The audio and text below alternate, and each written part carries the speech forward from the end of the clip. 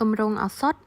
ទម្រង់ជាឱសថគ្រាប់ក្នុងមួយគ្រាប់មានសារធាតុសកម្មអាម៉ូឡូឌីពីន5មីលីក្រាមចំណាត់ថ្នាក់ឱសថគឺជា inhibitor calcic selective à effet vasculaire ដែលជា derivé de la dehydropyridine សកម្មភាពរបស់ឱសថលើសារពាង្គកាយអាម៉ូឡូឌីពីនគឺជាអង់តាហ្គូនីសរបស់កាល់ស្យូមដែលមានអំពើទៅលើកាណូកាល់សិកវារារាំងការជ្រៀតចូលនៃកាល់ស្យូមក្នុងសីលា muscularis និងសីលា myocardic ការកប់នឹងជំងឺសម្រាប់ព្យាបាលជំងឺអង្គរដាហ្វ័រអង្គរស្ប៉ុងតាណេជំងឺលើសឈាម hypertension arterielle របៀបប្រើប្រាស់លេបតាមមាត់ដែលជាទូទៅគេលេបនៅពេលព្រឹកកម្រិតនិងរយៈពេលប្រើប្រាស់អាស្រ័យទៅតាមប្រភេទនៃជំងឺលើសឈាមកម្រិតដំបូងលេបមួយថ្ងៃមួយគ្រាប់5មីលីក្រាមអាចដំឡើងដល់10មីលីក្រាមក្នុងមួយថ្ងៃដោយអាស្រ័យតាមស្ថានភាពរបស់ជំងឺករណីជំងឺ angine de Poitrine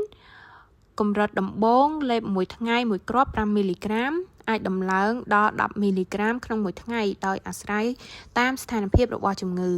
កម្រិតប្រើប្រាស់អតិបរមាគឺ10មីលីក្រាមក្នុងមួយថ្ងៃផលរំខានជាញឹកញាប់អ្នកជំងឺអាចឈឺក្បាលឬនឹងមុខឡើងក្រហមដែលកើតមានជាទូទៅនៅក្នុងអាទិត្យទី1នៃការព្យាបាលហើយនឹងបាត់ទៅវិញនៅពេលបន្តការប្រើប្រាស់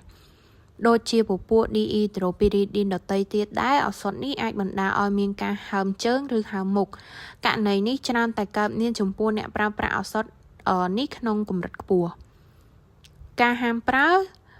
គឺហាមប្រើចំពោះអ្នកដែល hypersensibility ជាមួយនឹងពពួក dehydropyridine អន្តរកម្មឱសថ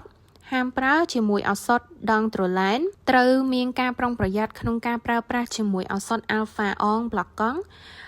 baclofen នាំឲ្យកើតឡើង effet hypotension បណ្ដាលឲ្យអ្នកជំងឺ hypotension orthostatic ធ្ងន់ធ្ងរត្រូវមានការប្រុងប្រយ័ត្នក្នុងការប្រើប្រាស់ជាមួយឱសថ rifampicin ព្រោះអាចនាំឲ្យមានការថយចុះនៅកំហាប់របស់អាម៉ូឡូឌីពីនក្នុងផ្លាស្មាដែលមានការកើនឡើងនៃ metabolic hepatic របស់វាការប្រុងប្រយ័ត្ន